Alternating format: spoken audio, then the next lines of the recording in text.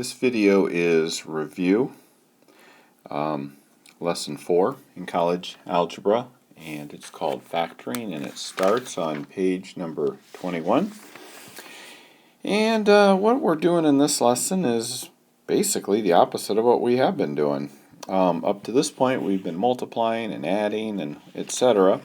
And this time we're going to do the reverse. We're going to find an equivalent expression that is written as a product. So, for example, if you look at example 1 on page 22, it gives us 15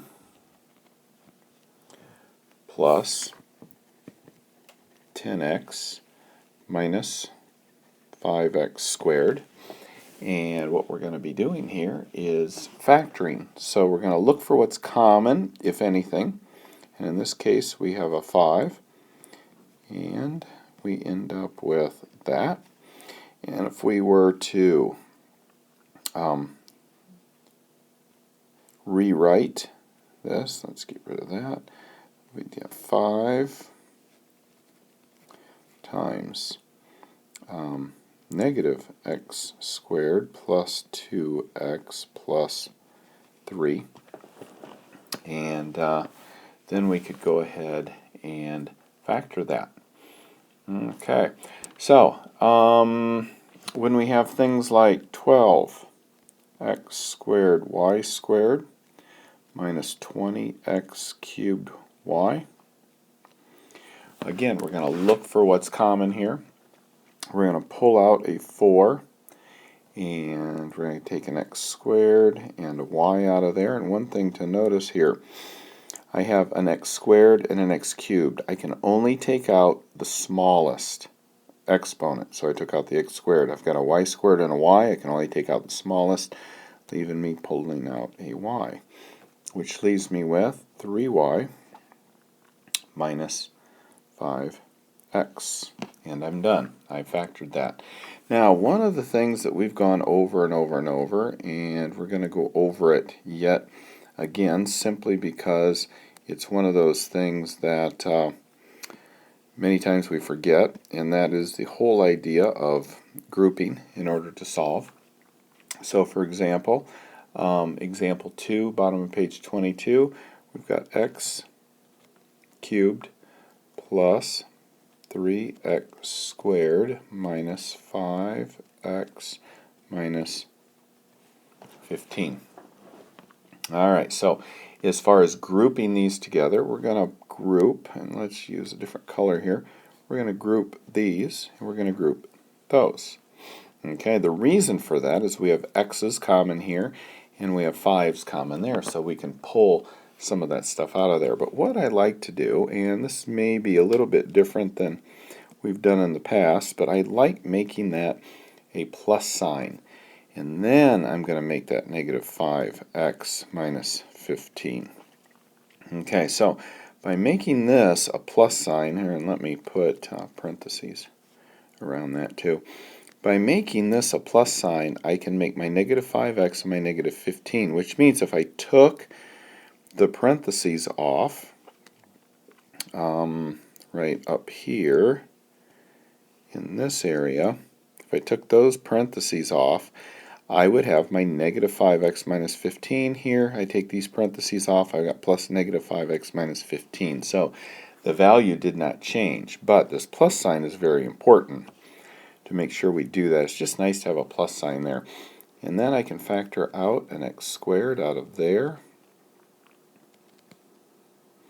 And I can factor out a negative 5 out of there and have x plus 3, which then means that I actually have x squared times x plus 3 minus 5 times x plus 3, and then I take what's outside the parentheses and put them together, and I take what's inside the parentheses and put them together, and I'm done with that. Alright, trinomials of the type x squared plus bx plus c, which is at the bottom of page 22, and we're actually going to look at examples on the page 23. So we've got x squared plus 5x plus 6. Okay, so what we're going to do is factor that. One of the things that we're going to do is find, again, two numbers multiplied together give me 6, added together give me 5. Okay, so shouldn't be too terribly difficult because 3 and 2 work.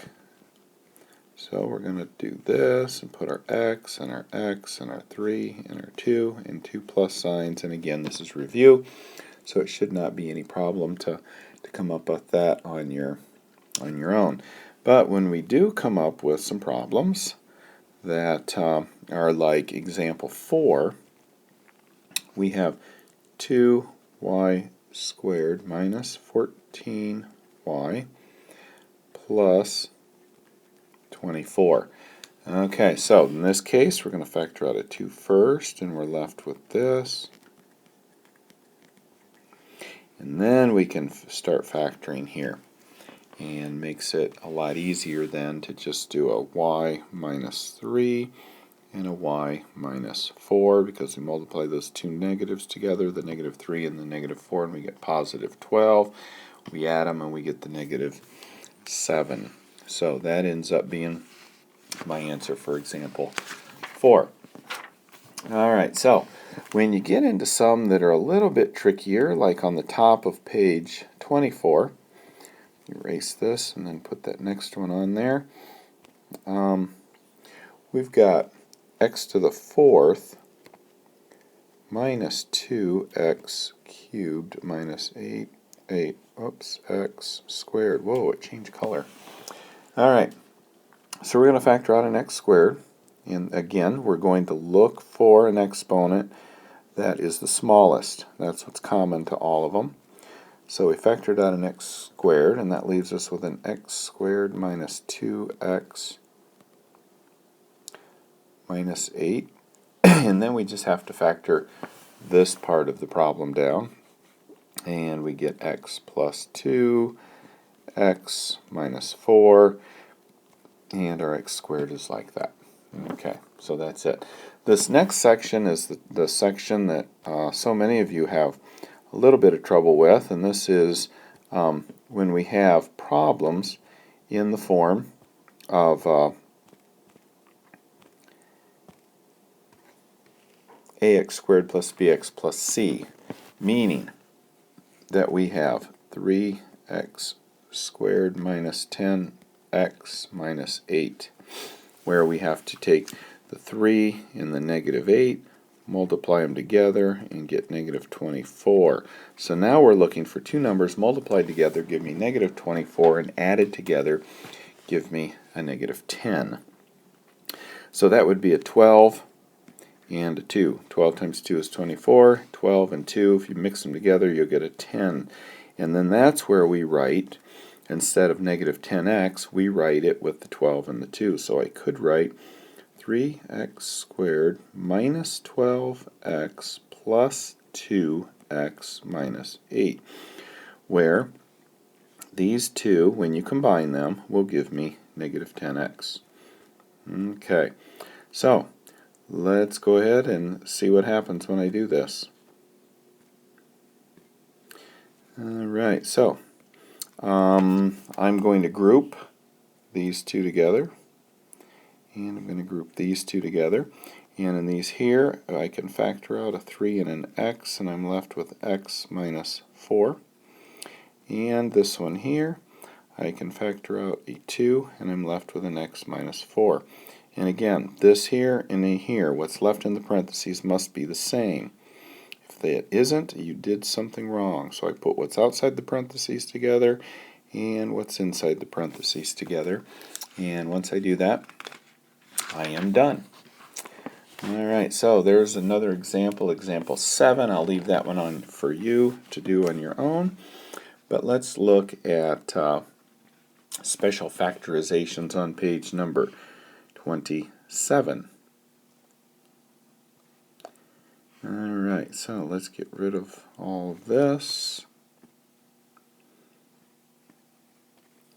And we will continue on here. So special factorizations.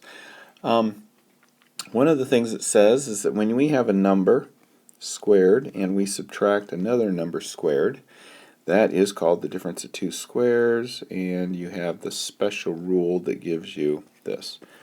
Okay? So, difference of two squares. So if I have 9a squared minus 25, I'm going to rewrite that as 3a, the quantity squared, minus 5 squared. So this 3a ends up being my a here because I squared whatever I have first, I square, and so I reduce this 9 to the square root, so I'd have a 3a here. So if I square it, I'm going to get that back. And I took my 5 and took the square root of 25 to get this 5, and now I have the difference of two squares, which means that I can actually go ahead and make that equal to 3a plus 5 and 3a minus 5. Okay? And we would call that good to go. Same is true if I had, now let me get rid of this stuff here. Same would be true if I had something like 6x to the fourth minus 6y to the fourth. So I've got to make this an a squared. So I need to make this an a and square it. So I'm going to make this, well, first of all, let's factor out a 6. And that leaves me with x to the fourth minus y to the fourth. Okay, so this becomes my first term, this becomes my second term. But they still aren't squared. So because they're not squared, I'm going to have to make them look squared. So I'm going to do this, and then I'm going to square it.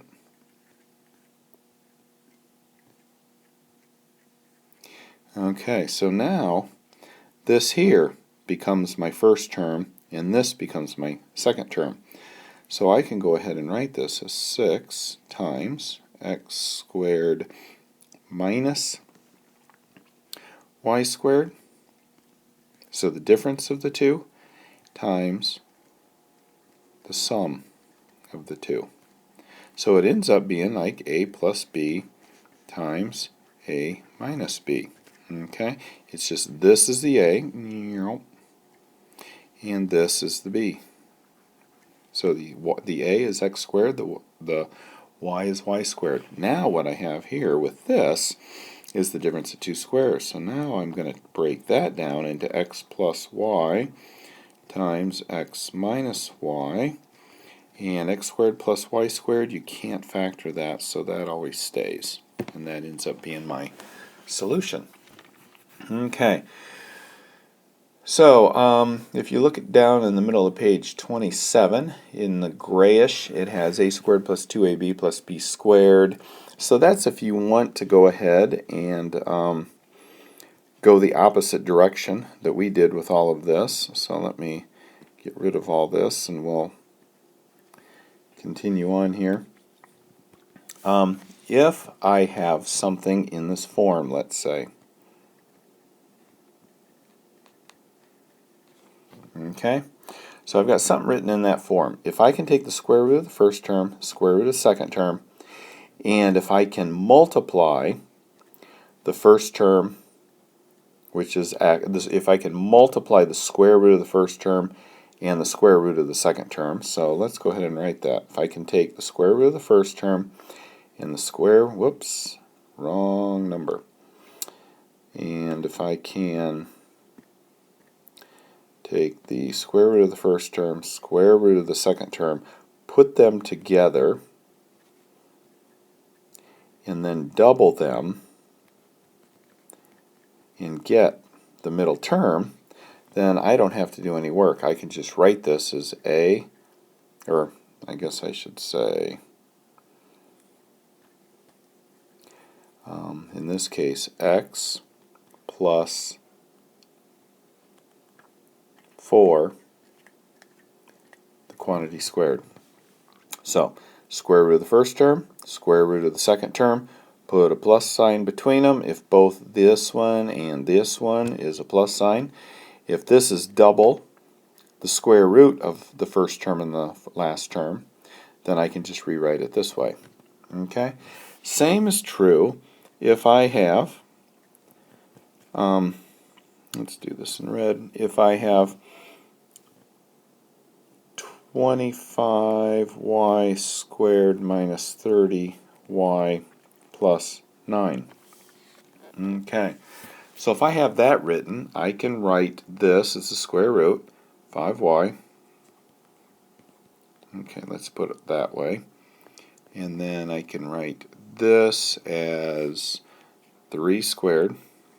Okay, so if I take the square root of this term, I get 5y. And if I take the square root of this term, I get 3. So square root of that, square root of that. If I put them together and double the answer, do I get that? Do I get 30? Yes, I do. So I get 5y times 3 is 15. 15 times 2 gives me this 30. Well, if that all works, then I can write this equation as 5y minus 3, square root of this, square root of this, with a minus sign between them and a square. Okay, so it's the exact same thing as I did there. It's just in this one up here I had a plus plus. So x plus 4. Square root of that, plus sign, squared. This one I have a minus sign here. Square root of that, put them here, but put a minus sign there. It's the only difference there. Which takes us to page number 28, where we're dealing with cubes. So on page 28, dealing with cubes, there's really nothing you figure out, you just memorize the formula. So here, I have the sum of two cubes. What I'd like to do is I like to write this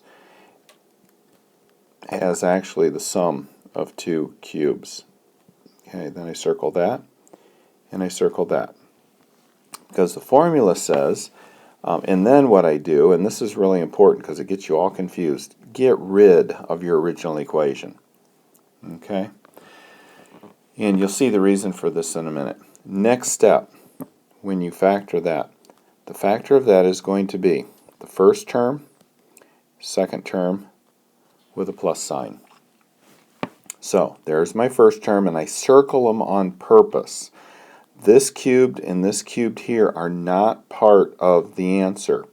So once you have this part right here down, I strongly suggest getting rid of this. We're done with everything. All we need is the x plus 3, which gives us the next part. The next part says take the first term, x, square it, put a minus sign in, take the 3 and the x and put them together, and then square the second term. And that's your answer. So when you have a number like x cubed plus 27, we're going to write it as x cubed plus 3 cubed so that it's cubed.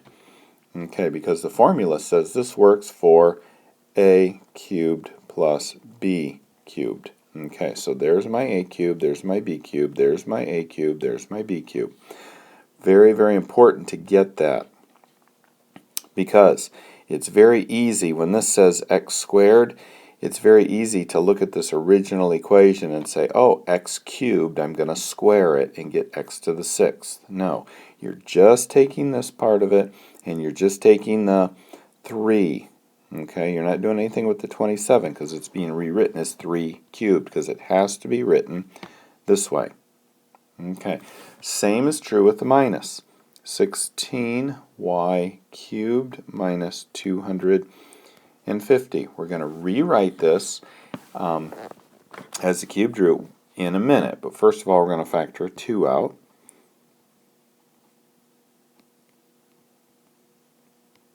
Okay, and now we're going to let's just kind of ignore this 2 for right now. We're going to write this as 2y cubed. And this 5 we're going to write as 5 cubed. Alright, so again, at this point, the 2y and the 5 are all we care about. We don't care about anything else. We're going to tag the 2 on at the end, but right now, 2y and the 5 is all we care about. And according to the instructions on the top of page 28, it says that we are going to take the first term and subtract the second term. And then it says we're going to square the first term. So we're just squaring this. We're going to put a plus sign. We're going to combine the 2y and the 5 together and get 10y. We ignore the minus sign, and then we square the second term. And we have to then take this 2 and put it in front. Okay? So that's what we end up for an answer there. Alright, so that's review number 4.